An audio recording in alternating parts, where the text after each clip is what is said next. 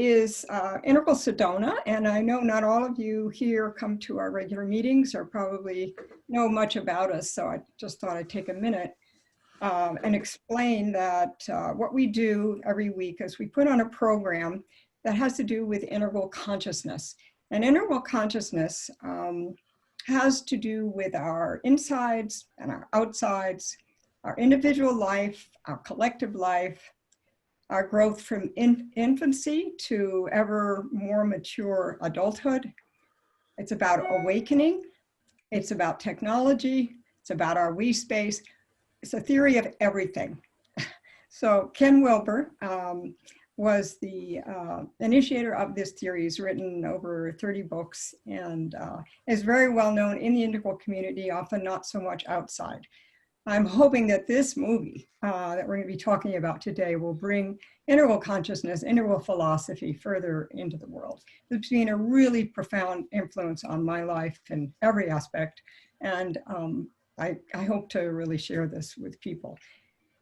So just a comment from Tony Schwartz of the New York Times. He says, Ken is the most comprehensive philosophical thinker of our times.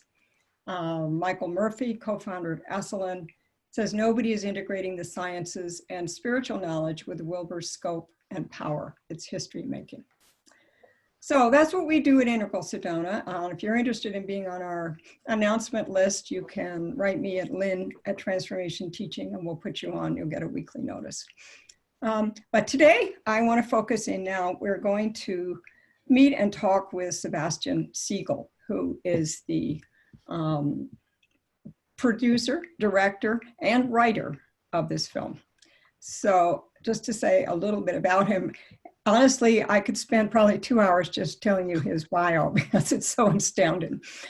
He's a British-American screenwriter, director, author, and actor from Oxford, England. He has made a number of films, and you could probably see those if you follow some of the links on the announcement we sent out. He's lived in England, Hawaii, Texas, and I believe in the conversation I heard also India. He's also writes and speaks extensively on transcendence and has written on this subject, spirituality, transcendence, and Zen. He's been an actor in multiple movies, and at one point, as I understand it, even possibly considered taking the role of Ken in this movie. Although I think his comment got really overwhelmed with the director and producer role, so found somebody else. He's heavily into fitness. I noticed something to do with the Ironman, which is, I did a triathlon once and the thought of the Ironman just totally overwhelms me. He has also served as an advocate for the ADA and was, some of you may have seen him because he was the opening night speaker at Sedona World Wisdom Days. So welcome to Sebastian, and you might want to just wave there since not everybody's going to have you on full screen view. Okay, we're all waving. So I wanted to start out today just getting to know Sebastian a bit, because I feel like this movie would not be made, and this movie would not be made in the way that it has been made if it weren't actually by Sebastian. There's something very particular about his role in doing this. So I thought we'd start out talking about Sebastian, and then we'll move in talking more about the film itself. And then toward the end, we'll have time for some Q&A from the rest of you. So I guess, Sebastian, my first question to you is, can you tell us a little something about the threads in your life that led you to making this movie? If you could sort of bring us into those various threads. Well, Lynn and Jose, first off, it's such a pleasure to be here, and I love Sedona. My experiences there, both at the film festival and with Sedona World Wisdom Days, were incredible. And before I first went out there, I lived for a while in Hawaii as a kid, and people would say Sedona is like Hawaii except in the middle of the desert. There's this current of energy and this sort of symbiosis that's happening consciously out there with so many people. And I thought, nah, that's crazy, that can't be. And sure enough, when I got off the plane, I felt that and experienced that throughout my stay there. So it's wonderful to be here. I think that probably like many here, I fell in love with many authors growing up to try to make sense of what's going on in the world inside of myself. Just sort of the miracle of consciousness, to be able to hold eye contact with someone and think, what's really going on here? What is this incredible miracle? You know, to look at the stars or a rainbow, or swim in the ocean, or fall in love and start to really understand what's really going on here and what is this awareness. And so a number of the authors that I read and really transformed the shape of my thinking and then being in the world. Then of course I came across Ken's writing and was totally blown away and rocked, like so many around the world, by the scope and depth and dexterity of the way that he wrote, and just the power of his mind. And Grace and Grit was a book that I read later in reading all of his book and reading most of his books, because all of his books are on consciousness, and this was the one book that was a true story. And I just looked at it and I thought, nah, I'm not ready. This one, not yet. And then eventually when I read it, I was actually, had gone to Hawaii. I was in a relationship at the time, and we'd gone to Hawaii and opened up the book. Like the first day I would go, on vacation, take a few books. At the time I was a really voracious reader. And I opened up, in the first few pages we were reading, we just started crying. And I thought, okay, I'm not going to read this on my vacation in Hawaii. I'm going to come back to this one at another juncture. So then I was shooting I was working on a film, fortunately, as an actor in Atlanta, must be 10, 12 years ago now or something.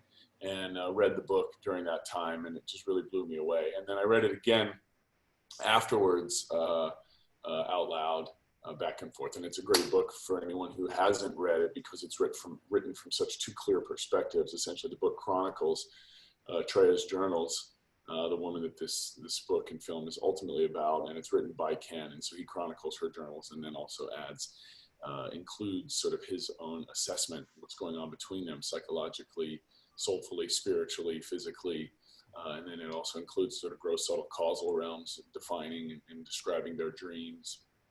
So I just was blown away by the book and thought, this is an unbelievable character study in terms of the transparency between these two individuals, feeling, experiencing, watching them evolve and come together and fall madly in love, and then seeing the challenges that face them. And then seeing how they're able to reconcile those challenges, and then seeing ultimately how they're able to be transformed by love. So when I read it, I was just blown away, and then subsequently then took it on to make it into a film, but I didn't have that notion at the top. Yeah, interesting. But you were a film producer, director at that time? You were already thinking in terms of film when you read the book? Mm-hmm. I wasn't thinking of film so much when I read the book. I'd written, produced, and directed a couple documentaries, a number of shorts and commercials and trailers, and so I'd done a lot that I'd written, produced, directed, and worked on as an actor, fortunately, on many, many shows. Early on, I started in theater when I was a kid. And I think that when I first read the book, I was just so blown away by it. And then looking around the world at other people's response to the book in many languages, I thought, this is so powerful.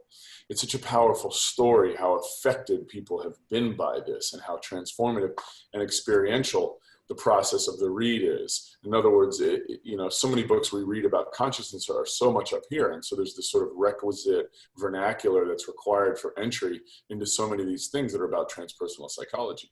Whereas I found what was powerful about Grace and Grit, and unique to any other book in the world, is that this was an extraordinary exploration, one of transpersonal psychology and spirituality, and what it is to live in this physical world, and of love. But the catalyst, I think, for all of those things that make this book profound are that it's experiential. In other words, I felt hope when I read it. I cried when I read it.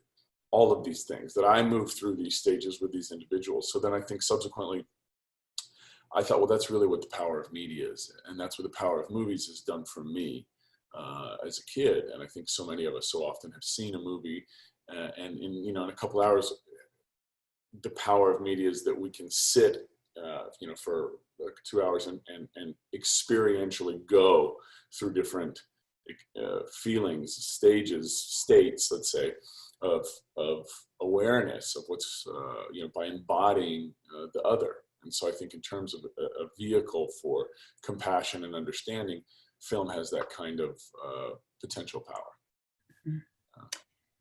Another thing that in reading your background and hearing some about you, I understand that you've had a long connection to a spiritual search yourself. And I often wonder if anybody had come upon this book. I was so afraid when I heard the movie was going to be made, because I thought, oh no, nobody's going to be able to understand this book. It's just going to be ruined. So, and then when I understood that you had this background in consciousness, you had the background in Wilber, I began to settle down and think, okay, maybe this will be all right. So you want to tell us a little something about your spiritual background? Sure. I think growing up in a multitude of different cultures between England and Hawaii and Texas and New England, and then being influenced by a number of different a number of those cultures also. My father is a professor of Indian religions and of comparative religions. And so I sat in on his classes when I was with him since I was a kid. And so the impact of I think early on, the visual iconography coming out of India, I think spoke to me as a kid very early on. And then being in Texas and going to church and understanding really the power and mysticism, sort of just intuitively feeling that within Christianity, sort of the beauty in that iconography as well, and also that the myths there. And I think feeling intuitively into what is beyond life, not up here, but what's really going on. How do we reach beyond? And how do we reach beyond here and now? In other words, that if it's really beyond and it's absolute, then it's always there beyond, that it's ever present. And I suppose that the juxtaposition between those different myths in different religions, whether Judaism or Christianity or Islam or Buddhism or Hinduism, I think that I was caught by the cartoons and characters in the Hindu myths and how they all represented one another. They became one another. They were all avatars for one another. And I think that later in life then, that seemed to make a lot of sense for me. In other words, that seemed to be a good vehicle for the rational mind to be able to comprehend something that was beyond. And then I thought that supported my sensibilities about transpersonal psychology, even in the sort of classic Martin Buber I-thou relationship, that having that spiritual, godly understanding of all existence through every other's eye contact, through the other, feeling and embodying that. And I thought that perhaps that those comics and that those practices seemed to have some sort of secret pathway to be able to touch transcendence. So I think in short, my spiritual practice probably was excited and seduced by a lot of those early myths that I think I was fascinated with as a kid.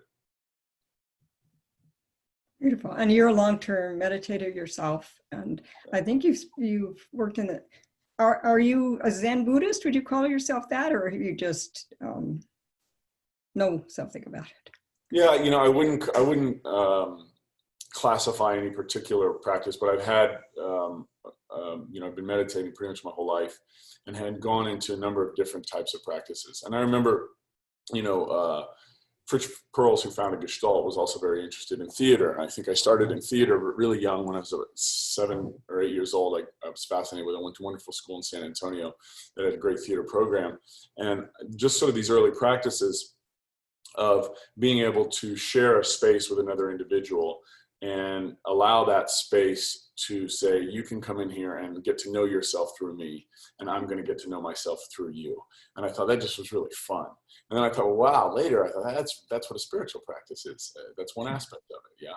And so I think I've had a long-term contemplative Zen contemplative practice and a number of different meditative practices, from conventional zazen to practices in the water, and then even early on, I think as a kid, just these things of looking at the candle or being aware of the breath and understanding where does this come from, and trying to take a step back, ultimately prospectively, which I would then do later in a meditative practice, right? Who's doing the looking? And further and further and further back. And so I think I wouldn't say I followed, in short, to answer the question, to put a button on it, I hadn't followed any one particular lineage, but been interested and influenced by all the authors that I've read and all the different practices that I got curious about, but then engaged those with a very strong discipline and made them very personal to me. Even later, where I had a 4 or 5 year practice of engaging both conventional zazen with binaural. And I was in a relationship at a time with a brilliant psychologist, and we were doing 2-3 hours a day or something of meditation and using a lot of binaural, and that was transformative. But I think the culmination of all those different practices have influenced me at just the right moments, right, in my life. Yeah, fantastic. And I could see, I've only seen the trailer. Nobody's seen any more than that. The movie is not out, but I can see all of these aspects just in that trailer. So I think it'd be great if we just played that right now for everybody, and then we'll go maybe more into talking about the movie and how it was made. And okay, so Jose, if you could run on the trailer.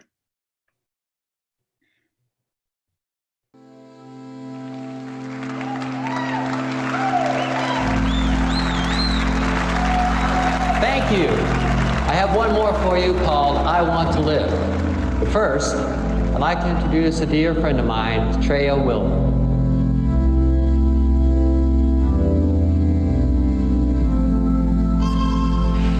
So, Francis and Roger tell me you're like the most amazing woman to walk the planet. Please.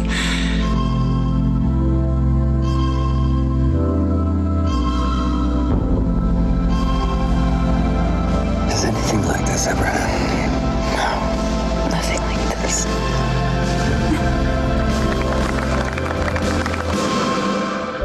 Now I'm gonna examine the left breast. It's so unfair. Is it possible that somewhere inside, Ken, I'm scared. Part of me doesn't want to live. Intellect isn't gonna save the day now, Ken.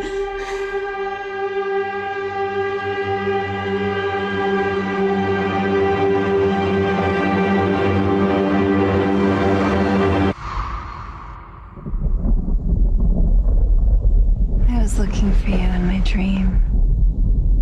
Maybe we're in each other's dreams. You're my wife, my soulmate, my light. I don't want it. We're gonna get through this. I want to try this. It's like an opportunity to win on my terms.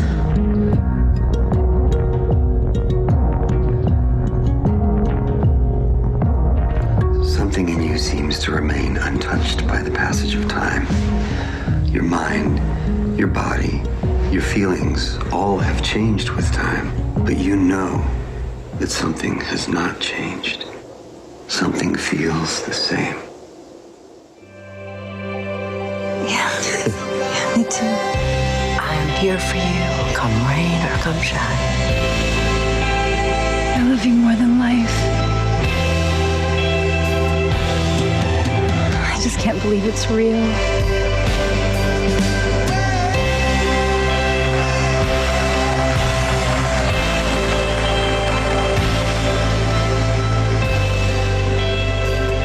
Beyond time. Forever.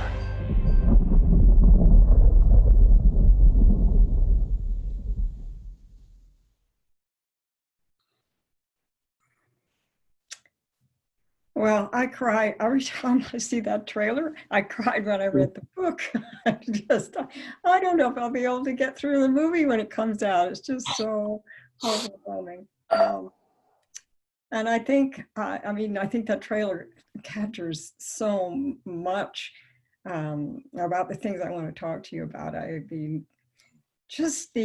How do you take a story like this, a book like this that has, I did a book review of this book, and it was one of the most challenging things of my life to try to do because of the number of threads, the depth of the book, the integral theory in it, the consciousness, the characters. It was overwhelming. So how do you take something this profound, this big, and make it into a 2-hour movie? It's beautiful. You know, a lot of people came before me to try to make that into a film. And your review of the book is beautiful. And I was rereading it last night and thinking that one of the things that was so powerful about your review is that it's not so much about the plot. And I thought that's first off the thing that's the most valuable about the story.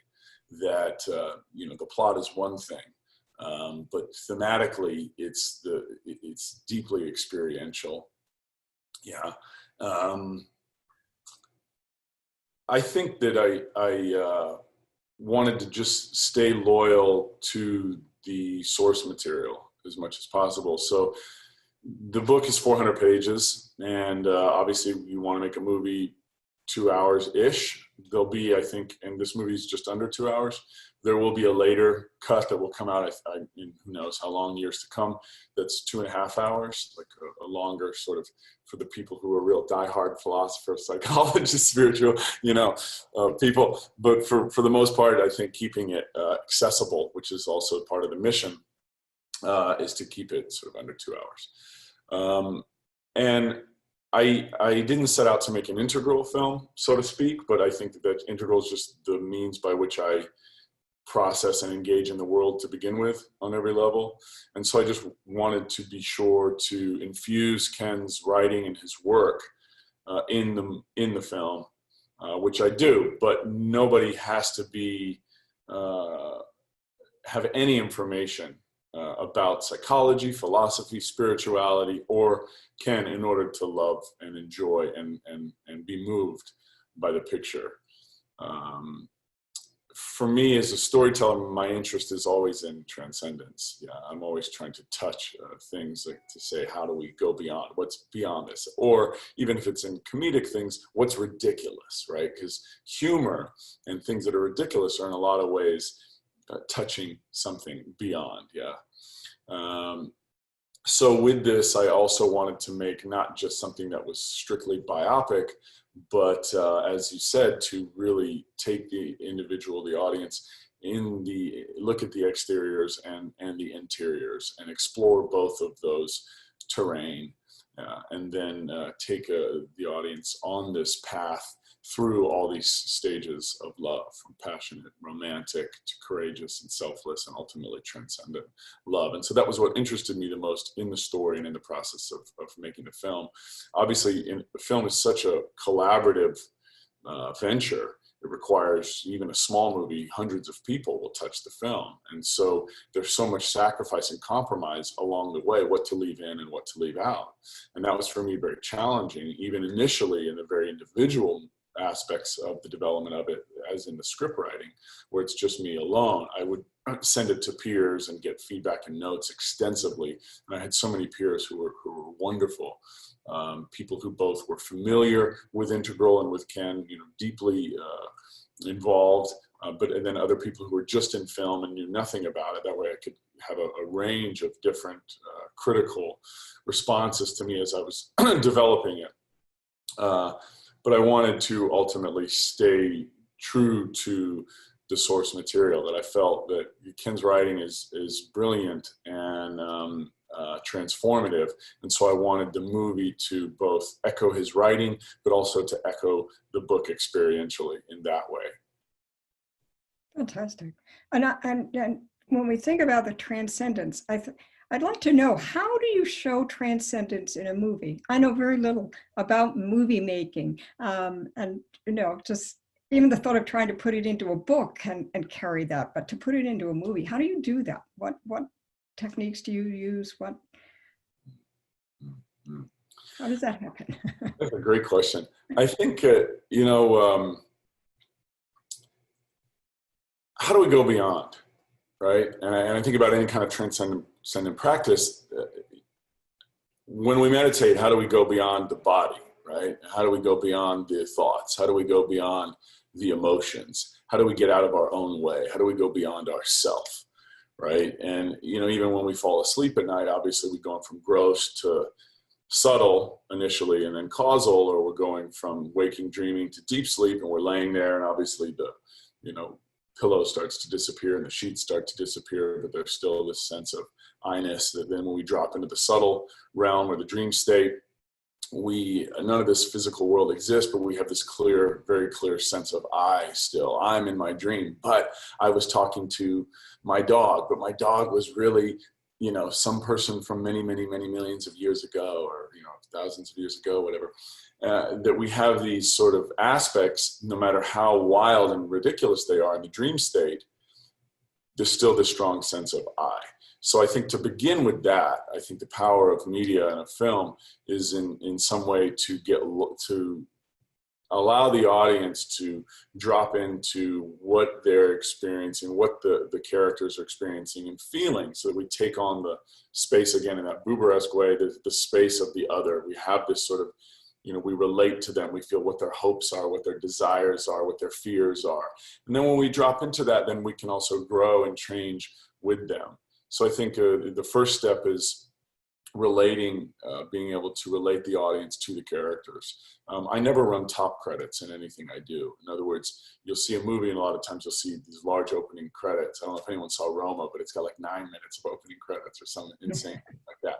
And it's a beautiful film in a lot of ways, but for me, I don't want to see any credits at the top. I want to know right off the bat who, what, where, when, why. And so in this film, in the first 2 minutes, minute or something, that, all of that. I want you to fall in love with the character as soon as possible. If you like the movie and you make it to the end, you'll figure out who made it and who's in it, But I think that relative to also the question of the statement about incorporating and making transcendence an integral aspect of media, I think that it's important to have it be experiential, to drop it right from here into here. How do we do that? And the power of film, to be able to do that is wonderful, because we get to see and hear and relate in deep ways that can move us and inspire us. So maybe we could talk about the who, because obviously that's central. We were having these characters, you're saying we get into the lives of these characters and we move and we change with them. So you picked these two actors and others, obviously. Can you tell us something about them and why they are so right for this movie? They appear to me to be just exactly right for the movie. So great. There is this chord, right, that we all feel after so many years of meditation and after 2 decades or something, where I want to preface this by saying that earlier you had asked about my meditative practice or spiritual practice. And it's like after a certain amount of time and a certain amount of moments in this relative world doing that, there's this sense, right, that you've always been meditating. That almost in some sense we're able to embody that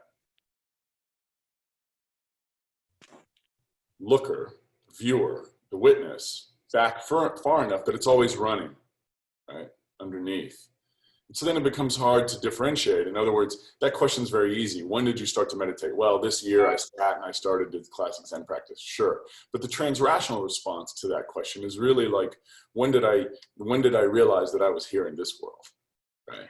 When did I wake up to the reality that I am an absolute energetic, I am a chord of the absolute energetic existence, having this relative experience, right? But not knowing it up here, but then really embodying it. And when did I realize that, right?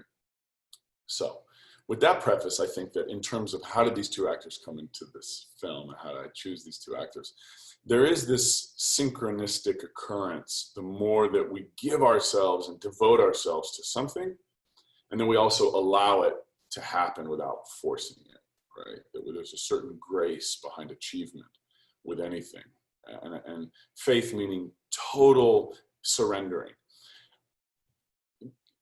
Ken's works affected me so much with that, in the way that I think of faith as something that is so profound and fundamental to any kind of spiritual practice or any kind of relationship, whether it's with a vocation or another individual. That flexibility and pliability. So initially, when I adapted the screenplay, because I'm so familiar with Ken, because I know Ken, his character was very easy for me to write. The mannerisms, everything, right? Her character, Treya's character, I had to think of different actresses, etc., that I could infuse into some of the details to make the character so real for me. But when I ultimately wanted to, and Frances Fisher, who plays her mother, most people know from Titanic and many other extraordinary films. She's brilliant, one of those brilliant actresses. She was with me with it for a long time. In other words, I cast her many years ago. She loved the original screenplay and then read it a couple times and then read the book as well, and was committed and had done a documentary with me as well. And so trusted me as a director and as a writer and as a producer, and also trusted the material and loved it very much. So she was on early. Julia Ormond initially was also with me on it very early and was going to play a role, but then she was in London working on a show, and so couldn't at the time that we ended up shooting. So I had thought of actresses, and then ultimately, it was not ever going to be a look-alike contest. That the exteriors were less important. It didn't really matter so much what the actors looked like. Did they inhabit the interior terrain as individuals? Could they touch this, right? Because I think that for whether it's the broad pop audience or a deeply integral audience, the core audience for this, and lovers of this author's work and of this book, I want them to feel that, to feel these characters, and also for me to do honor and justice to these human beings' lives. I want the individuals to be able to have that well of emotion and tenderness to be able to deliver, and strength and courage to be able to deliver these characters on screen. So I knew that when I met the girl who would play Treya, that I would know it. I knew that it was like, if there was one question, it was like, you know, it's going to hit someone that they're going to say, I have to play this role. I have to. I don't care when, I have to be part of this, because that's how I felt about it as a storyteller. I didn't say, I want to make this into a movie. This is an impossible movie to make. You go in and you tell people this story, nobody wants to be part of this movie. You know, this is like, you know, nobody wants to make a Black Swan, right? Nobody wants to make The Tree of Life or The Fountain. These are hard movies to make. You know, movies are business also. But it chose me. It said, this has to come into the world. This has touched me in such a spectacular way. I want to share this with the world. I want to share this writing and this thought and this beautiful capacity of love with the world as a movie. So I knew that the actress would feel the same way. So I was shooting another movie, and I was working as an actor, and I was opposite Mena Suvari in very emotional scenes. And that was the first moment where I thought, wow, maybe she's the girl. And we just talked, we're friends, and she had these sort of similarities to Treya, I thought. Not so much she did visually, but less visually and more just subtle things about her. And then I asked the producing partners, who was an executive producer of that movie, I said, what's your experience working with Mena? And he was like, she's just amazing. She's on point, you know, because it's an enormous amount of work that requires a consummate professional. I mean, it's 100 pages of dialogue. That alone, you know, there's certain requisites. The actor has to be very versed and experienced, which Mena is. Most people have probably seen her from American Beauty, but she's done, you know, a host of extraordinary, she's got a large body of work. So then I sent the script to her a manager and her, and her manager was very responsive and said, this Mena is born to do this role. Mena's really, she's got to do this. And he was super enthusiastic about it. And that's important because most managers or agents would have the opposite response in a lot of ways, that it's a big risk for an actor to take on a role like this. Because if they don't have complete faith in the director, they can look ridiculous. You know, they're trusting the director with their career. They're saying, I'm going to be happy, I'm going to be sad, the audience is going to dislike me, they're going to like me, they're going to fall in love with me, they're going to resent me, I've got to cry, I've got to be miserable, I've got to be beautiful, I've got to have sex, I've got to, you know, all those things. Am I going to trust you to frame all that? You know, that's why the actor always wants to know first, who's the director? Am I comfortable with this director? And that's also why actors and directors work together again and again and again, because we develop a very intimate, sacred sort of relationship. So then Mena and I met, and that was basically her experience. She thought, I have to play this. And she was right at this moment in time, that she was experiencing something where she had fallen in love with her husband and felt deeply attached to the story in so many ways, and felt that she just had to be a part of it and had to do it. And then after shooting the movie, I can't imagine any other actress playing the role. It's not possible. Like it was right. So then with Stuart, you know, after we cast Mena, after I made the decision with Mena and was sure, and we had Francis in and a couple other people, then it was really like, okay, this is such a tough role to cast. You know, how do you play Ken Wilber? It's daunting, right? So I had all these submissions from many very well-known actors, etc. And then ultimately, you know, as we started into pre-production, because I'm writing, producing, and directing, I have also directed myself as an actor in a number of different projects. And I didn't, the entire time with the film, I just wanted to be in service to the material. And I knew that I could play the role, but I didn't want to because I would be directing. So just as a matter of time, if I'm directing, I'm going to want to look at playback if I'm also in the scene. It's just, to shoot this film, we're on such a compressed budget and a compressed schedule that just by the mechanics of filmmaking, it makes it that much tougher to do. But I'm so familiar with the material and I know it so well, and it's inside of me so well that I know I can deliver it. So I went through a period where I was cutting my hair an inch a week for about 5 weeks until it was just about this long. And then I lost 20 something pounds in 50 days. I just, you know, basically stopped eating and would have a shake and a salad or something like that in the afternoon, just in case I needed to while I was looking for the actor, because I didn't feel that I had found the actor, that they were extraordinary, very well-known actors who were interested in the material, but I wasn't sure yet. And then I connected with Stuart, and I thought it would be the same thing as with casting Treya with Mena, that it would be a man who was at the moment in his life who knew, like, I can take this on, I want to do this.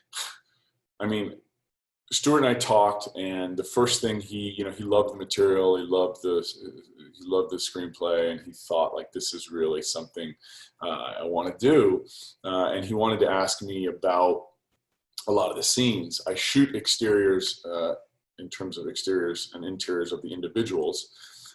He's underwater in dream sequences, and I'm using those things obviously as metaphors, and she's on the side of this hill looking for him, and ultimately they're looking for each other. So there's a lot of complex things to shoot for anyone who's worked on a lot of movies. So he just wanted to know first the pragmatics of how am I going to shoot these things. So then I discussed those things with him. Because of my previous work as a writer, as a director, as a producer, I've shot underwater, on a yacht, on a Zodiac, on a helicopter, in car chases. I've directed all of those kinds of things. So I'm versed, in other words, as a director, in terms of being able to put on screen all these things that were written into the script. The material really spoke to him at a moment in his life where he had this sort of emotional well to pull from. And also he is a man, Stuart, who is very confident and very masculine, and also very sensitive and tender.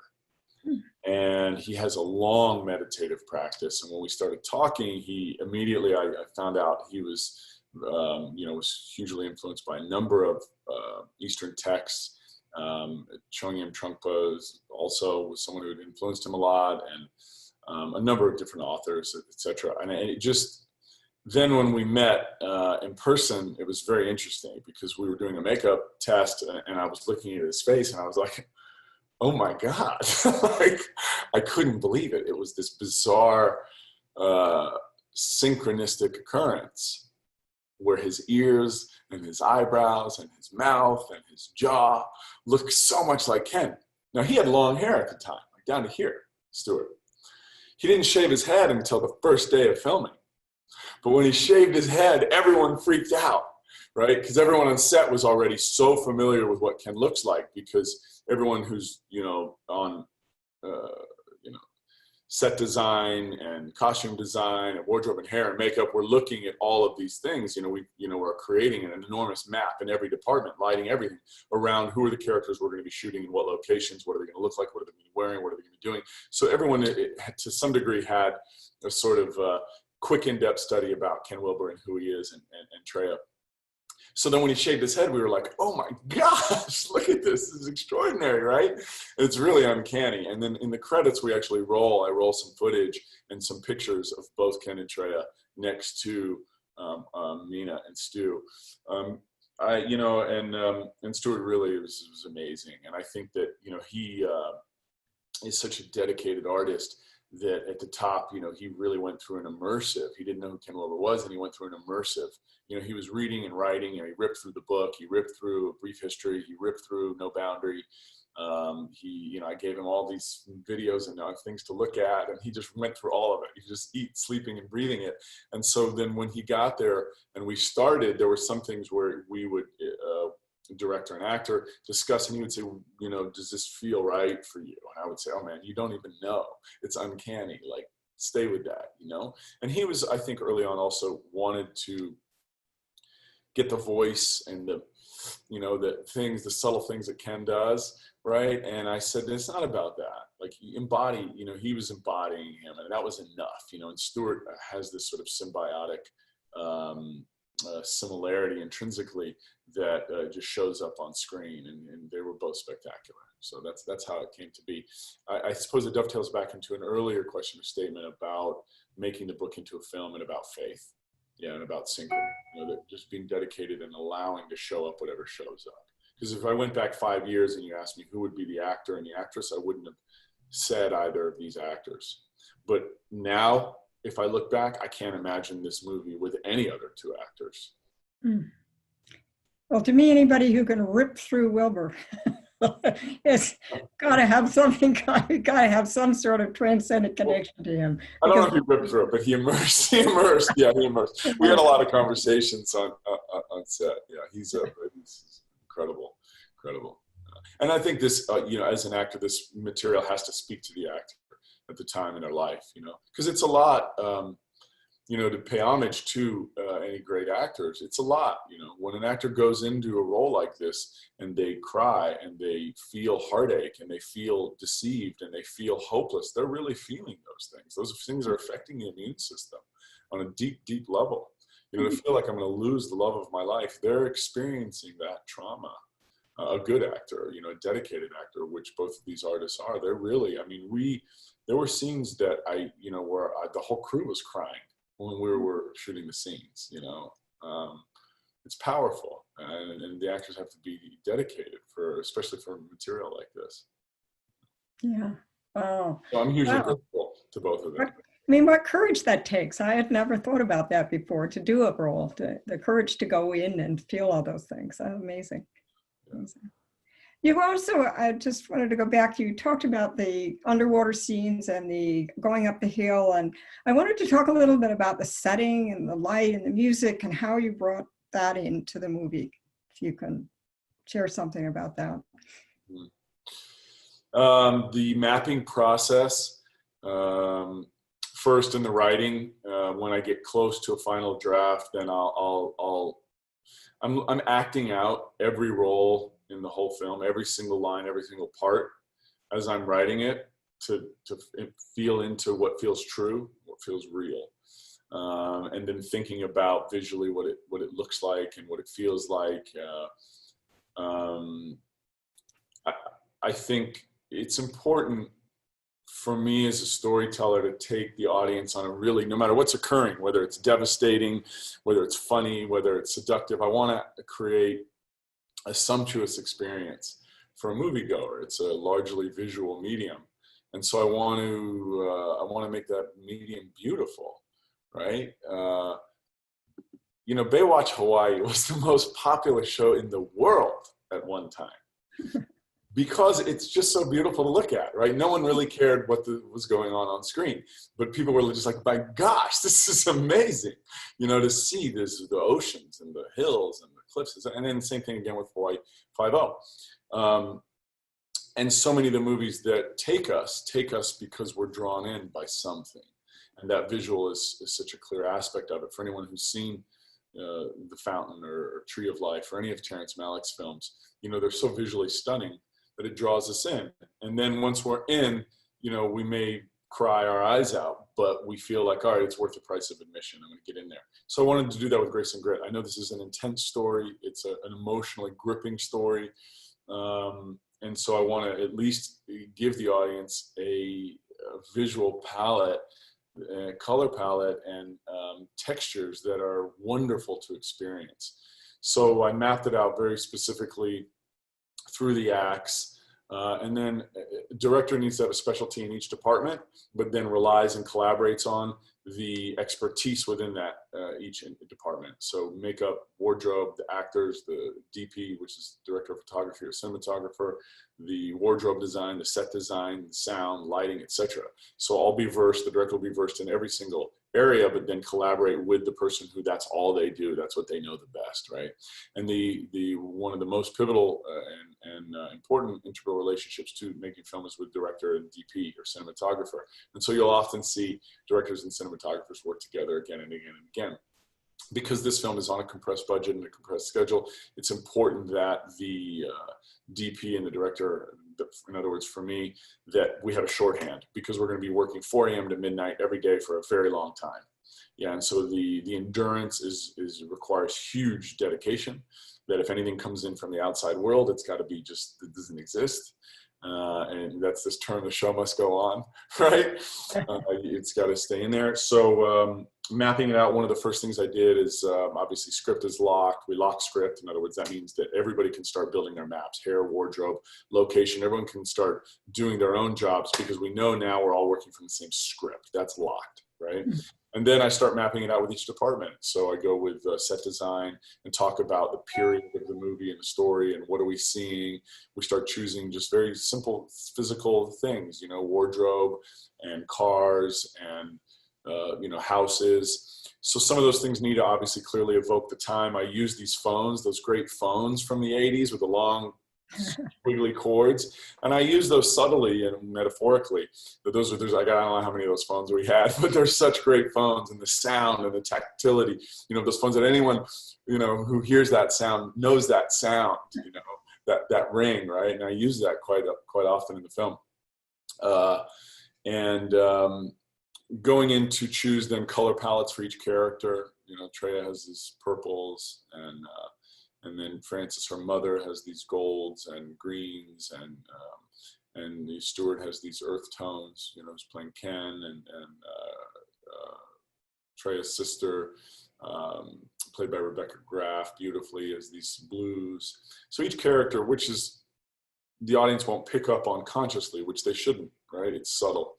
And then in each period, they live in I broke this down into 3 primary homes. They lived in more than that during this 5-year period, but I broke it down into 3 primary homes. The first is in Northern California, which is her home, and it's very feminine and it's fertile, indicative of this sort of rich, what was going to become, this fertile ground for love, and hope. And then they move in Act 2, essentially, to Lake Tahoe, and they move into a house that's entirely angular. So I don't know how many homes I looked at, but we did location scouting, I don't know, for 2 weeks, and I drove sometimes 200 miles in a day to look at different places to shoot.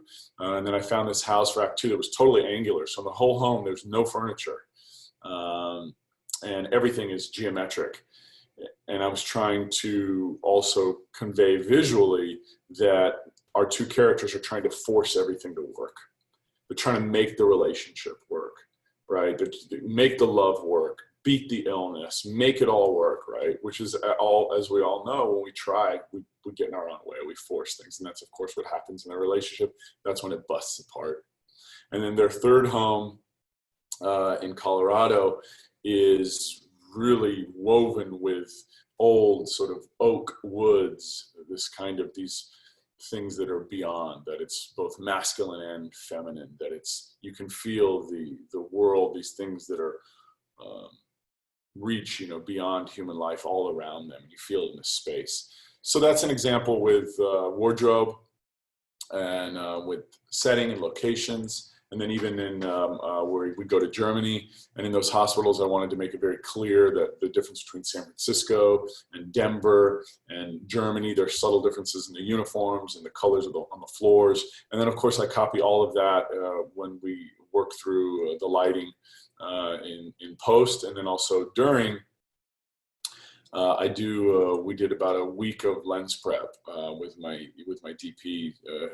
Sean, who I've done 4 projects with. So we've got a great, he and I have been in a helicopter, underwater, on a boat together. Like, we've done a lot. So we have a clear communication, and he knows lighting so well. And he knows my sensibilities as well. And so we can talk through things, saying, well, what's going on in the scene? What's this about? And how do we want to work? How do we want to show this? How do we want to show the light here? What are we trying to get at? So we did a week of lens testing. Ultimately, the lenses that I use on the film are very similar to the lenses that Terrence Malick uses in Tree of Life. So for any film buffs, those are Zeiss Ultra Prime lenses, and we're shooting on Alexa Mini. And I shoot a lot of things in a number of different speeds, frames per second. So some of the frames per second are very, very fast. So 200 frames per second for some of the things. So that way you can take, in other words, something that, and feel see this enormous texture, see raindrops falling, and sort of see these subtle things where you're putting so much information on the screen at one time visually that the audience won't necessarily know that, but they'll feel that. So in terms of the visual palette, that goes into every single aspect, of the film. And then also with the little details like Ken's glasses, I use 3 types of glasses: Act 1, a little bit in Act 2, and then Act 3, where he starts off with the big ones, and then he ends with the classic. So just the hunt for those glasses was a big deal. That was something I was really adamant about. I had to get those, the ones that he's wearing on the cover of A Brief History. People really know Ken with those glasses. So I wanted to find those glasses. So there were a lot of things that I could give and take on, like, does the car matter? Not so much. There's an amazing story there about the car, though, but the glasses were something that were very important to me because it's such a clear visual, signifier of Ken's, of what Ken's going through in those periods of his life. And then lastly, with hair and with makeup, I tend to, on everything I shoot, the less makeup, the better. I don't want the audience to ever feel like they see makeup, because that takes us out immediately. And then it's the same thing with hair, right? I don't want the audience to ever feel like they're looking at that. I want them to just be there with the people, with the individuals, with the characters. But hair is a tough one on this film, because we have to map it out around, we can't shoot everything. We shot mostly chronologically, but we can't shoot totally chronologically. So we have to map it out, just the pragmatics of film. I only have the actors on set for so many hours every day, and I've got to release them with a certain amount of turnaround, a certain amount of time to sleep and go home before they come back in the morning. And yet there's going to be this block of an hour or 2 hours where I've got to have the lead actress in the chair doing whether her hair is short, long, this or that or the other. And so it's a complex mapping around time. So that's a bit of the visual, how the visual palette's designed. Great. Learning all those details, I'm really looking forward to seeing this, because I think I'll see it with more eyes, not more sense of what's going on. I really appreciate that. I want to jump just a little bit where I'm coming up on the hour, and I want to make sure we have time for other people's questions. But I wanted to bring up the issue of the health.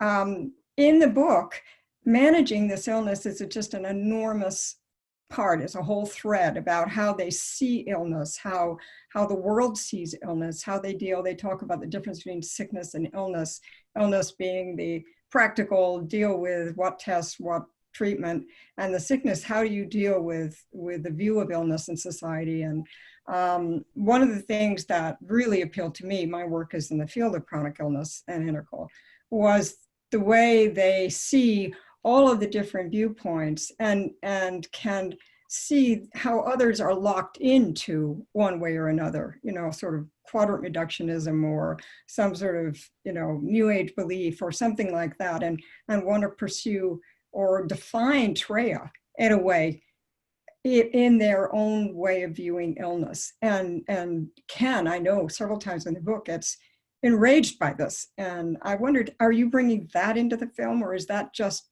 too much complexity? And also maybe a little off-putting because he's not too keen on new age approaches, and that could turn a lot of people off, I guess. That's a great question. Thanks, Lynn.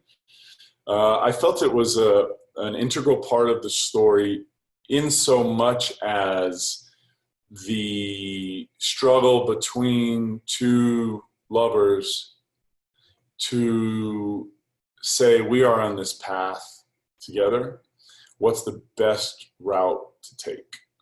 And that conflict is heightened at the end when, for those who haven't read the book, ultimately, you have some doctors who are saying, listen, this is going to kill you. This is bad. And then you have these other doctors who are saying, this is great. You're doing great. You're getting better. And, which one do you pay attention to? And I thought that was important in the story to articulate faith and transcendence and how it shows up between two people. In other words, instead of, at first it was a conflict for them, that they're trying all types of medicine, right, conventional and holistic. And then they're embracing them. And I think Ken ultimately is saying, listen, this is what I think, but I'm going to support you no matter what, and I'm with you. And ultimately, that's the more important thing, right? So where it is valuable, I think, in terms of relating it on a broad, more popular level, an accessible level, is to show that the reconciliation between them, and for her character, she goes from doing to being. And in many ways, from student to teacher. And his character goes from head to heart. And in many ways, from teacher to student. In a lot of ways, he's forced to, or drawn to, intuitively drawn to embody all of the brilliance that he articulates as this profound, prolific author on consciousness. That through his relationship with Treya, he's comes to be able to articulate even more clearly the psychology of God, if you will, right? Or spirituality, or source, or whatever that is, whatever you want to term that. So towards the end, they reach this point that Treya calls passionate equanimity, which everyone who's read the book is familiar with. Ultimately, she's terming this passionate equanimity, giving everything we can to what we do, activating all resources in all ways, and total commitment, but without any attachment to the result. So to have a sense of the goal and the objective, but to be totally process-oriented. And I thought that's important in this story, because it's important, sure, because it's part of the book and it's part of the real life. It's part of these two human beings' journey. But it's more important, even more important so, I think, as a film that stands, hopefully, the test of time, to say that that's what the passage of love is. It's to say, I'm not going to let I'm not going to let anything come between us. That I'm going to allow whatever this path is to be this path of transformation and growth for us, whatever the relationship is, right? Friend, family, lover, whatever the thing is, or our own individual experience with our own sense of being in trying to achieve and do anything in the world, right? To put aside hope and trust and desire for faith. Yeah, that in other words, that we make the best assessments that we can with our eyes open. And then once we've done that, we close our eyes and fully lean into and trust completely and let that be our ultimate guide. So I felt that the difference between those two medicines were important to articulate other aspects of the story about transcendence and about love and sacrifice. But we do cover those things both very well. I mean, we're in with doctors. We're hearing some things about a lot of the specifics, of course, that are going on in their world. I didn't want to bog the movie down with that, though. Yeah. But, in other words, they face cancer. They face a number of different illnesses. But as you said, the relationship between illness and sickness, what's important, I think, in the relationship, more important than the illness is the sickness, and how do we interpret these things, and how do we embody these things and allow them to be catalytic to our growing and to our growing together. And I think that's ultimately where we see the conflict between these two individuals and how the pressure of these things starts to tear them apart. And then we're able to see how they triumph over those things and are able to reconcile. And that's what I think is so beautiful about the book that was important to keep in the film. Yeah, that's beautiful. That's just, yeah. And if anybody, we've all been in relationships of one sort or another, know how difficult that is to bring a relationship back after the tragedy, the drama, the awfulness of what they went through. So I'm really looking forward to seeing it. And I got to mention, I'm getting several private comments here. I have a lot of other questions to ask you, but I'm going to ask you this one, and then we're going to open up. Is when can we see the movie? So can you tell us where we are with that and what's happening? Yeah, film distribution has been changing, and then it's quickly changing even more rapidly. It'll be out this year, and the mission on this side of it is to support the film as best as I possibly can. In other words, to make it available to the broadest audience globally as soon as possible, and with the best support of the best sort of distributor to be able to put an eye on it. In other words, years ago, as recent as 10 years ago or 15 years ago, the challenging part was to get distribution and put a movie out. But if there was a movie in the theater, you'd look only 10 years ago at the newspaper and say, well, I got like a dozen movies to choose from, maybe 6 playing in my neighborhood. I'll go see this one. I'm not sure that looks interesting, right? So as to get distribution, now it's the opposite. That there's just so many movies out there. You can go online and look at 10,000 movies. How do you find one? So clearly this will find the integral audience. It'll find an audience on love. It'll find the right distributor that will ultimately believe and support and understand the audience for this film is the one that I want to marry it with. So I'm trying to navigate that as we speak. But it'll be out. In short, it'll be out everywhere. It'll be out this year. It will be in theaters at some juncture this year. We're going to a couple festivals that haven't committed to dates yet, but that are committing to dates at some point during this year. In California, maybe in Denver, possibly in New York. Possibly in other countries as well, but I know that we won one of the LA Film Festivals, Best Picture, Best Actress, Best Supporting Actor, Best Supporting Actress. That's Mena, obviously, and Nick Stahl and Mariel Hemingway, Best Supporting Actress.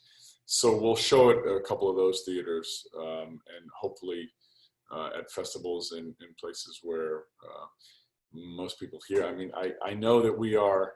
If you want to see this film and you're in Sedona, call the Sedona Film Festival and tell them you want to see this film, because I know I submitted there, and I told them I think this is going to go over well in Sedona. I think people in Sedona want to see this. So I can guarantee you this. If you call the Sedona Film Festival, and if you know the people who are running that festival, and they're amazing, and I've shown, I think, 2 movies there of mine, I'd love to show it there. And it's great on the big screen, this film.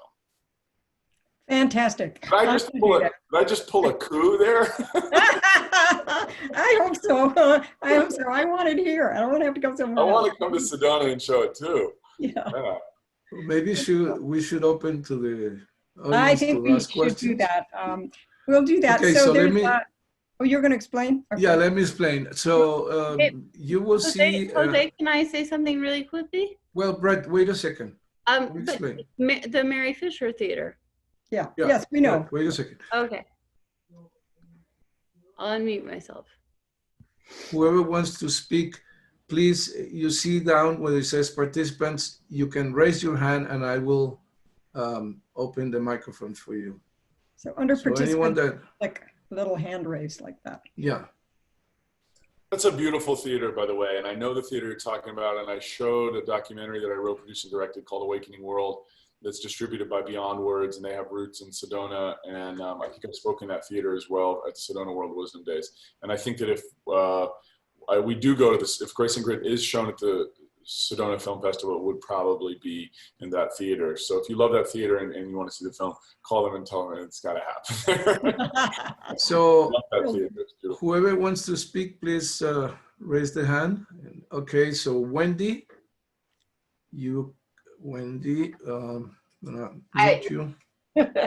Hi, thank you for this. This is amazing. Just that 2-minute trailer, I was in tears. I was like, wow. But of course, I've read the book, so maybe that added to it. But I'm so excited with all the heart, mind, and even as you spoke, I could see all the integral quadrants that you were moving through to really round out and make this very holistic, which is phenomenal. So your attention to detail, and I guess what comes to mind is, what's so hard, to take these ideas and embody them. And I think every one of us, anybody that's studying, integral in any sense, is like, how do you, the path from knowing about it and then putting it into form is phenomenal. So I just enjoyed and appreciate the length and the detail to which you have gone to make this possible.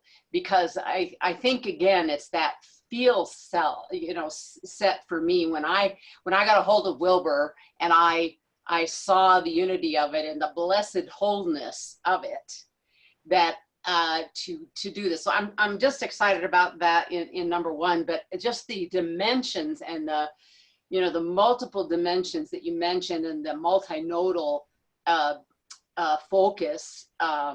Wow, I'm amazed. And I guess I want to say, I think, for me, I'm here because I know Lynn and I'm in her chronic illness group online every week. And for those of us that are chronically ill, it's so important that people understand, and especially when 50% of people have chronic illnesses now, and that means that the other 50% know someone that has it, or they are taking care of someone. So there's so many people that are experiencing this, initially, right, it feels like a huge devastation for, Treya or any one of us that are chronically ill. And so I'm just, this is more, I don't need really have a question. I'm just thanking you and I'm blessing you in your journey, and I will do everything I can to promote the film because it's so essential to all of our well-being. So just thank you and namaste. Thank you, Wendy. Wendy, thanks so much for that. When I really appreciate that. It's beautifully expressed. And I thought that in terms of the devotion, and this film is really deals a lot with devotion. And I felt that when the first book I read by Ken was A Brief History of Everything. And it was coming to me from all these different angles. It was bizarre. And we all have our story about how do we first start reading this, because this isn't something you just pick up casually, right? There's a requisite of other reading that seems to necessitate being able to move through Ken's material. And it was coming at me through a bunch of different ways. And then when I read first A Brief History, I read it and then I said, I got to reread this again. And I sat for, I don't know how long it was, a couple months probably. And I only had contact with one person. And it just pulled me in. It was like I had to be my biggest priority, that I wanted to read it, but also embody it. A Brief History of Everything being the book. And that it rocked me that I had so many authors that I loved, but that there were few that I wanted to consume everything they ever wrote, right? Alan Watts was one before that. But then I never thought the love affair would happen again. And then I read A Brief History, and then I consumed everything that Ken ever wrote. And so that then when this came across, I felt that I was, could be of use, in service to the world, to people, to support this thing. That I felt like this is so much more important than me. In other words, that the spread of his work and his ideas, and that ultimately this film, that I was willing to die for this, right? And not in a heroic way, just in a way to say, oh, this is clearly more important to me, much more important than me. And I can see that by the way everybody's responded both to his work and this book around the world. So I said, the cool thing about that is I don't have to worry about it now. I'm not important, this is, right? In other words, that I can be, not that I'm not important, but that I am in full service to this. So thanks so much for that, because I thought about, in trying to ground what my objective is with the film, I thought, what would I want the most? And it's, I want people, the value for me would be for people to see the film and say, I just saw it and it rocked me and it shook me and it made me interested in the book and the author's work. And it made me believe in this capacity that we have in ourselves for love. You know, that was ultimately my hope with this. So thanks, Wendy. Thank you. Carol Williamson has a question. Oh, it was, thank you, Jose.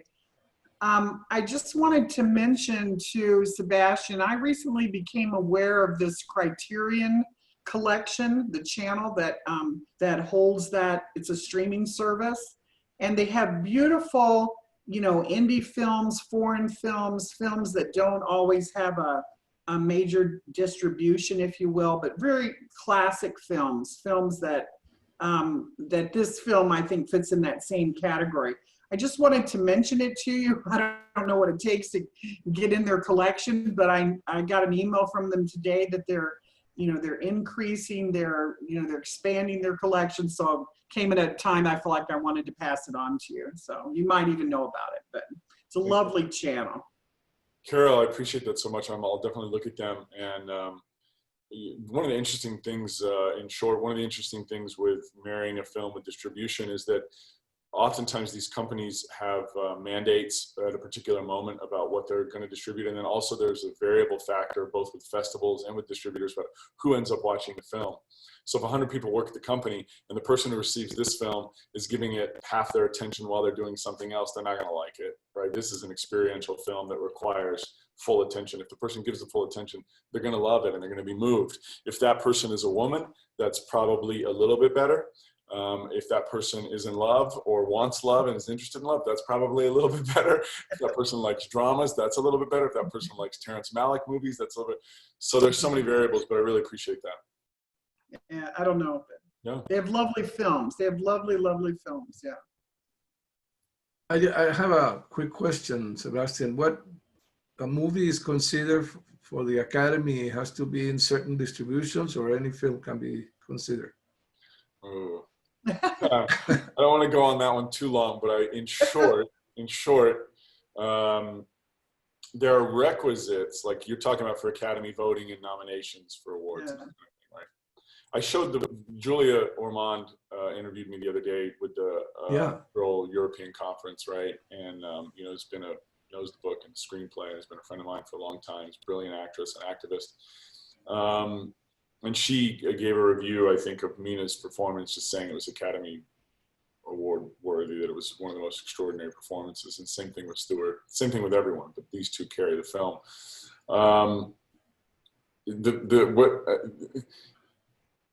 That kind of award requires not just luck, and the skill has to be there, the talent, the film, the performances, that all has to be there. That's a given. But then something else has to happen. The right distributor has to take it on and support it, right? Because that's a campaign that is going to require, by the sheer numbers of votes that it requires to win an award or be nominated for like that. It requires a certain number of people to be able to see it and respond to it. So there's a certain amount of money the distributor has to spend in order to get the link or the DVD or whatever to the people to see it. And then it also has to fit a certain zeitgeist, that it has to be the right moment, at the right time, where people respond to the material, and I feel it's important. So I think that, you know, every actor wants to win that award, and I think every filmmaker, it's great for film because it draws it to attention. But it's hard to set out with that intent because it's just there's so many variables. I can say, though, for one, that it's not make a great film and then throw it into a hat and they get voted on. That it's a very complex campaign of being able to, of positioning and timing amongst a host of enormous number of other factors. But I feel that this film does, on many levels, warrant the kind of attention that would support it. It's beautiful cinematically, it's spectacular, and the word I used earlier was sumptuous visually. The sound is incredible, the light, the makeup, the wardrobe, the performances are extraordinary. And it's, of course, a beautiful story, only because the real story is true and beautiful. If nobody else is on there, I do have another question. Am I muted? No, you're all okay. right, I'm on. Okay, you know, Treya is gone now, but Ken is here.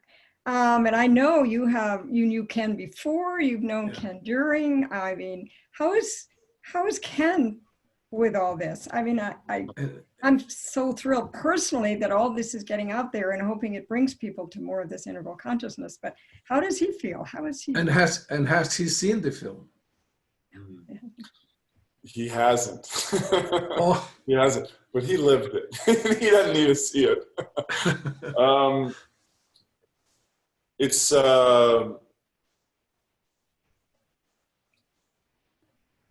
for me. It's very simple, and then it's also complex.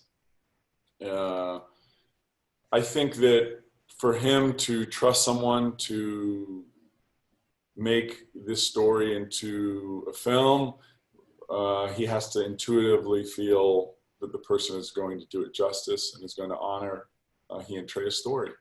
And I think that I had read most of his books and listened to who knows how much material, audio and video. And then when we first met, maybe, I don't know how long ago it was, 10 years ago or something, 12 years ago, I'm not sure. We were simpatico, you know, and I sat with him for I don't know how many hours and held eye contact for I don't know how many hours and talked and laughed and shared and etc. And I had no idea, by the way, that I was going to make this into a movie at that time. No idea at all. It was not even a thought. I mean, it was a thought somewhere, but I wasn't aware of it yet. And so then after, he gave me an interview in a documentary that I was doing. And then Grace and Grit came up in subsequent conversations. And I essentially said, you know, this is important and I believe I can deliver this and I'm going to give myself, I give you my word, I am going to give everything I have to make this, that it's beautiful. And I think that he had faith in me to do it. And so during every part of the process, that I felt that and honored that, yeah, throughout it. And I think that when I adapted the screenplay, you know, I never asked him anything about anything because I had the resources to so many people. Linda Conger I had dinner with, Linda and Chloe, her daughter, you know, who shot the cover image of Grace and Grit. All these synchronistic things started to occur where I started coming to contact with different people who were super resourceful. Kurt Kohler, who was working at Integral University, was very helpful for me discussing timeline and a number of other things. But I never felt like I needed to ask Ken. There were a couple of subtle things like with images and just sort of particular things about time, et cetera, that I might have asked once or twice in the course of all these years. But I didn't want to put him through it, in other words, is what I'm, I suppose, trying to say. I didn't want to ask him to read anything. I don't want to ask him to look at anything. In other words, I didn't want to in any way risk trivializing something that for him is so deeply personal. And oftentimes, you know, a movie is, you know, it's a map of a map of a map of a territory, right? And it's never going to embody fully the original experience, right? You know, in other words, something is always going to be left out.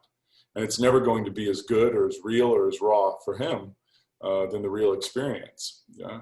So I didn't want to ask him to engage in any of that. Charade is not the right word, but I didn't want to ask him to engage in any of that. So then eventually we were having a discussion about something else, and he asked me about the screenplay. And so I sent it to him. And I know he didn't read it for a long time because I think that he just didn't want to and didn't want to live through that, go through that again. So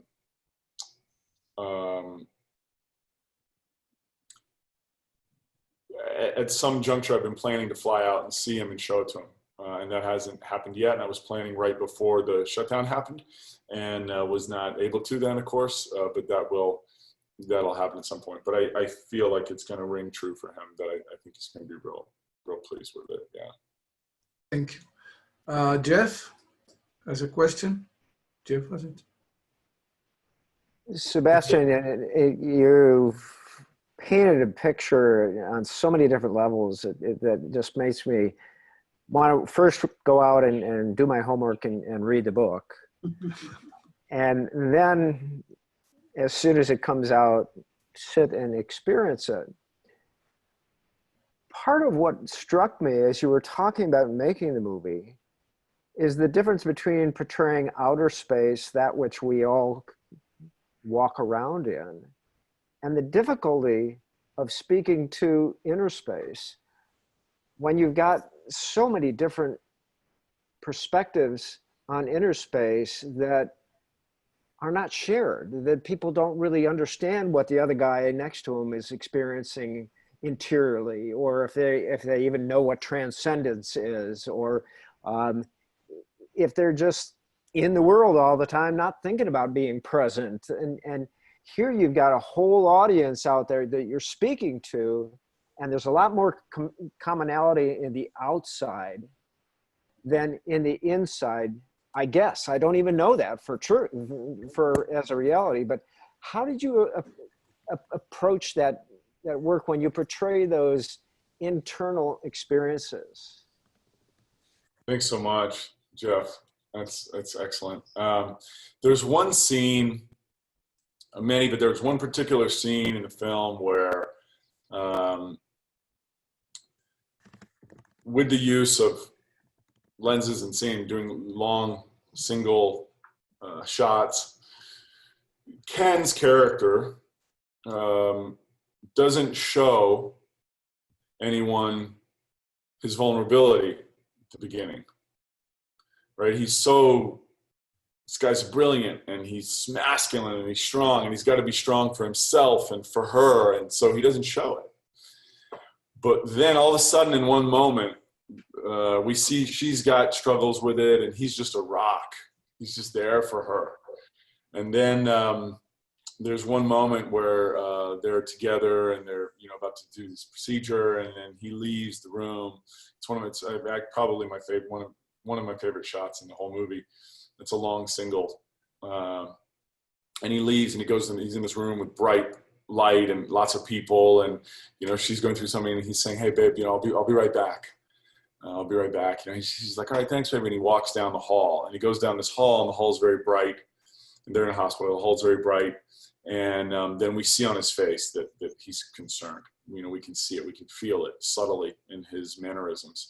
And then he passes by a nurse in a station, and she's like got a flower, this purple flower, and she kind of like thanks to him, and he's like, he puts on a face. He's like, he has to project, in other words, an identity, a personality, and then he moves past her, and we can see it's really weighing on him. In other words, we can automatically feel the conflict between what he's presenting in the world and what he's actually feeling. And then he makes a left and turns down the hall, and that hall's darker, and as he turns, a man and a woman go by, and a woman's in a wheelchair, and the man's pushing him, and he glances at that. And we don't pay much attention to that, but metaphorically, he's going in this bright room with all this life into this hallway and this passage where he's aware that he has to project his own identity, and then takes a darker turn down another hallway, and we see something go by that is wearing on him. In other words, we're seeing externally what he's feeling in the world of potentials. And then he walks down and he sees an open door, and he goes inside this dark room. And this is, of course, written in her journals, or in his journals in the book. He goes inside a dark room and he sits down, and it's dark. And we come up very close on him and are inside of him, and we see him, and he cries, and he's really having a tough time.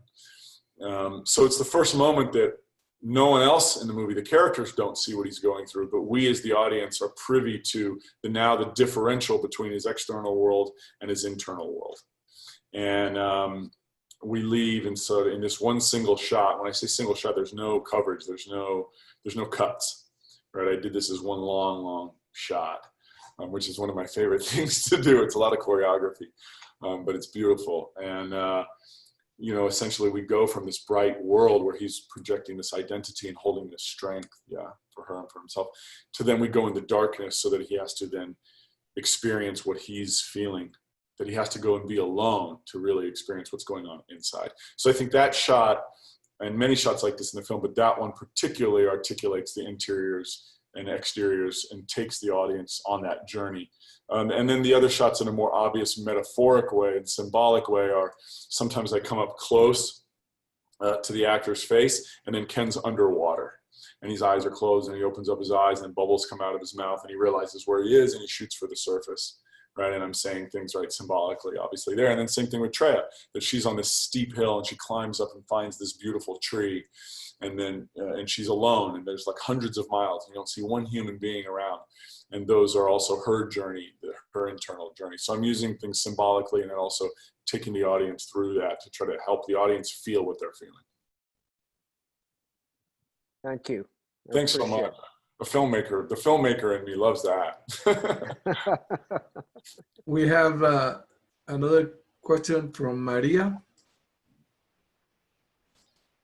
Maria? I just unmuted myself.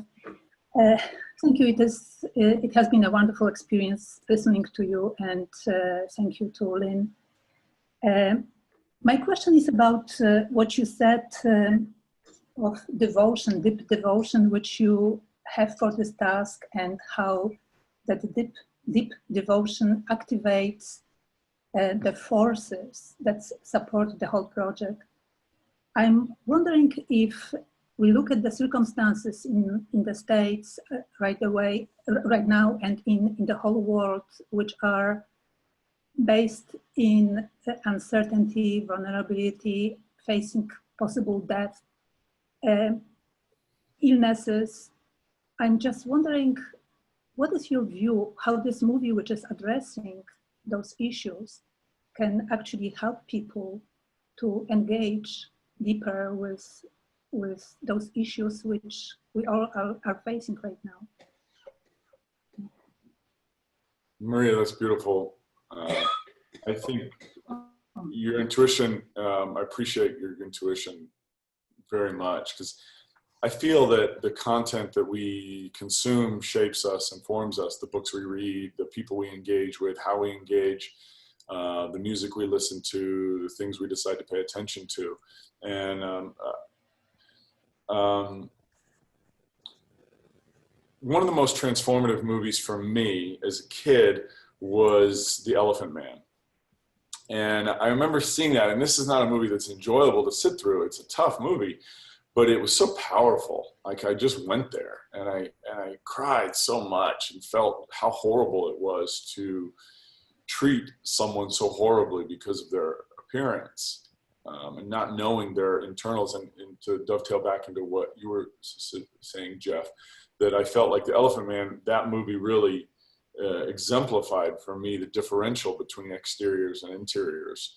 You know, I was able to, as a kid, and then seeing it again and again years later, embody the pain that this man went through. This is the,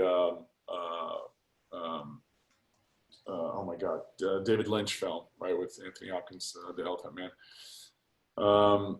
And I think that kind of media is so important, especially right now. Yeah, media that takes us through the terrain of our own capacities, both for love and for discrimination. In other words, how do we make assumptions and discriminate against our own selves, against one another on the most subtle levels, even beyond ethnicity and appearance? You know, what are the ways that we shut the world out? And how can we instead let the world in all of its spectacular glory? And if it hurts a little bit, let it hurt and bring it in, right? If it's a struggle for us, then, you know, how can we examine and have faith enough to say that anything that elicits a response within us can be a great teacher for us, right? And so I think at this time, as you said, Maria, of uncertainty, it requires sometimes looking and trying to evaluate what's going on with the complexity globally right now on a global scale, the map and the sort of pull of different confluent and complicit forces and corruption, et cetera, around a number of these things that are occurring globally, to look at the issues and the way that we evolve as human beings, both in each nation and then also evolutionarily over hundreds of thousands of years, to look at, and then ultimately with all that information, to then close our eyes and feel into our own sentience and say what's happening with our eyes open, and then closing our eyes and saying what's really going on, right? That if my meditative practice is real, right? In other words, if I can take it from here and embody it here, there's ultimately a fearlessness, right? There's ultimately a faith to say that whatever is occurring, the pain of the birth of the baby is worth it, right? And that this may be a brutally painful time on a lot of levels, but it's worth it. And whether it's making a movie or just telling a story or loving someone and sacrificing and giving ourselves up to someone, or just standing and staying around during this tumultuous time of confusion, in some way we are all the responsibilities and the midwife for what is being birthed into the edge of consciousness evolution right now. And I think that the only way that we can do that is by showing up with total faith. And that's conceptual. So how do we ground that? I think we ground that by having grace, right? To the best that we can. Does that make any, does that resonate? Thanks so much, Maria. It was a beautiful statement to jump off of. And I think it's a beautiful place for us to end as well. We've taken in the whole world and we've taken in ourselves, and grace, as you said, grace and grit are so important.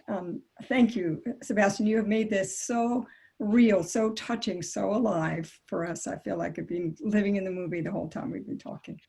Jose, Lynn, thanks so much for having me here. Thanks so much for all you're doing with your community there. It's so important. I feel like to give ourselves the attention to engage and interact around content that really matters has been the most catalytic thing for me transformatively. So I'm deeply grateful to be part of this and to be with you here today. And for those of you who are in Sedona, I hope that I will see you in January at and show this film. And I hope that I'll see you before that. Thank you all so much for having me. Yeah. Fantastic. Thank you. Thank you so much. Right. And good luck. Thank you, everybody. Everyone. Huh. Great. Was there, are you shutting down?